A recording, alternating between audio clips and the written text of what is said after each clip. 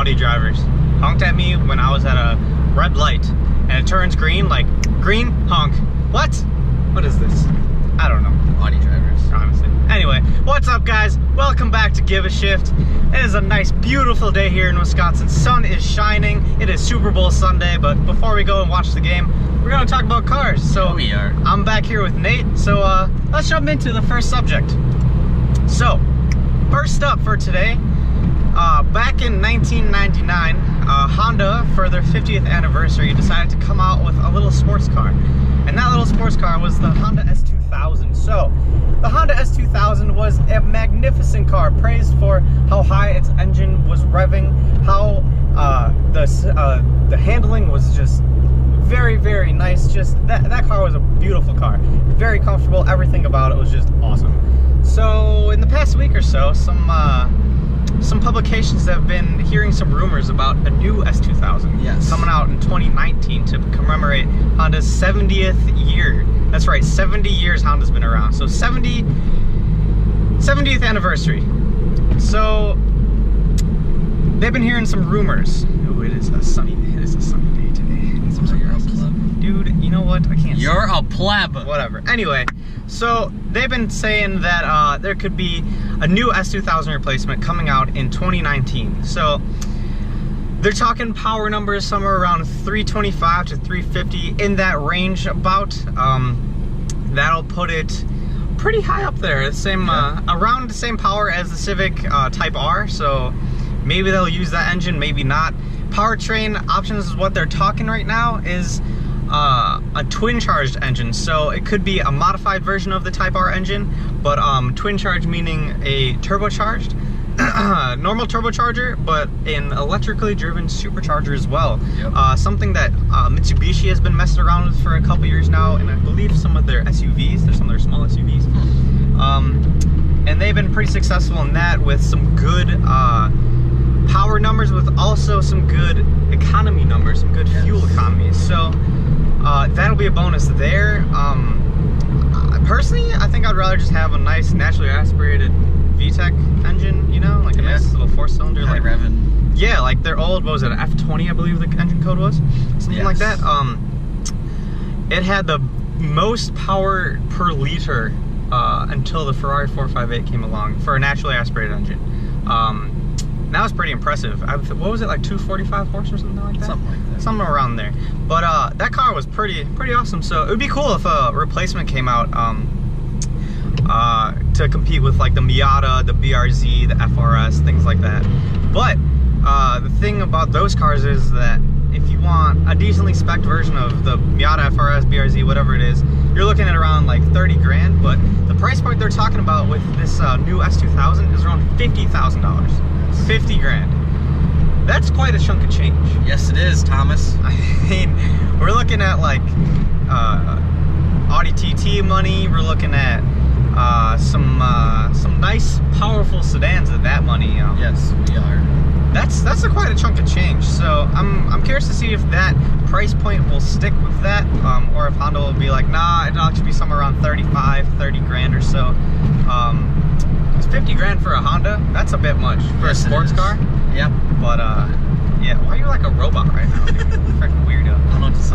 But I do think if it does come out though with this twin charged engine, or if it's just forced induction in general, I feel like it'll kind of push up the old not NSXs, the old S2000s, you know, because they're naturally aspirated and everything. So I feel like it might raise that market a little bit. Because right now you can get them for around 10 or 12 grand for with some miles, you know, but if you want a little bit less miles, you're looking at higher teens. Yep, 15 to 18. 15 to 18, something like that. So that'll be interesting. I'm excited to hear some more things come out about the S2000 replacement, if it actually becomes a thing. The Japanese companies are always very secretive about that kind of stuff, and they always leave it till the last second. But yeah, we'll see how that goes. Maybe some more information will come out in Tokyo Auto Show later this year in the fall, but we'll see. You know, we'll see. I am very excited to see what happens with this. He's excited. So, yeah. Second up for the day, we are talking, what are we talking, Nate? Still on my thunder. Oh my goodness, what is this? All right. So. No, stop. This is mine. No, you don't. Mine. No, you stole my S2000. Okay. Then what? Tell me what we're talking about. So we're talking about BMW and McLaren teaming up. Yeah. Now they did this back, what, in the 90s? Yeah. And they came out with the F1. Yeah, McLaren F1. Was the fastest car of its time? It was a monster, dude. That thing beat the world record for the fastest production car. It won countless races at Le Mans. It spawned many special editions. It is worth tens of millions of dollars right now. Not really. It's worth like 12 million, 10 million, something like that. Something like that. Rowan Atkinson, he crashed his F1 2 times. Totaled it out. It is the highest insurance claim ever in the UK. You know how much he still sold it for? How much? Like $9.5 million. Really? Like 2 years ago. Yeah. Wow. Yeah, so today it might even be worth a little bit more money. Yeah. But yeah, the last time they teamed up, BMW and McLaren killed the game. They came out with some crazy technology. So I'm pretty excited to see what they do with this. I'm curious if BMW will be helping McLaren on their next like hypercar or whatever, now that the P1's all done with production and everything. I know BMW has also been pushing their composite material production and experimentation and development, and McLaren is a seasoned pro in that with their road cars to their Formula 1 team. They're really good with that kind of stuff. Their R&D is insane. This Matrix. The Matrix, bro. Weight reduction, dude. No rear bumper. Get wrecked, Matrix, and there's an SRT. Yeah. All right. He will wreck you. Oh, yes, he will. So yeah, McLaren and BMW teaming up, that could be a very good thing. I'm really excited to see what kind of technology, what kind of cars come out of that, what happens with that. It's like also the second, like 2 premium manufacturers, both in the UK and Germany, teaming up, where you have Aston Martin and you have AMG, both working together now too. So there's a lot of collaborations going on between premium automakers right now, which is pretty cool. Yeah. Third for the day, you don't even probably know about this, but third for the day, there has been a couple of little rumors, some sightings, maybe some accidental leaks about a new Bullitt Mustang. Do you see this? No, I did not. Yeah, so The Rock is working with Ford for the Super Bowl for just the Super Bowl commercial, right? Debuting and talking about the new Ford Mustang and just Ford in general. And so on The Rock's YouTube channel, they came out with a video just talking about and showing how he went to Detroit and hanging out with Ford for the day. And while they were in a certain little area of like design room and stuff, shooting this commercial, in the background, some people on a couple of Mustang forums picked out some designs for a new Bullitt Mustang. Yeah, and it has like that signature green. I don't remember exactly what that color is called, but that signature green going on. So that could be pretty cool. In, what was it, 2008 or 2009, one of the two, when they came out with the last Bullitt Mustang, they actually had to extend production for another year because the demand was so strong. Really? Yeah, so it'll be interesting. I'm kind of excited for another like special edition Mustang. I know this past month in January, it's one of the worst selling months for just cars in general, but the Mustang did, all of the muscle cars in fact did much worse. The Mustang still outsold both the Camaro and the Challenger, but for the past 2 years it was even worse.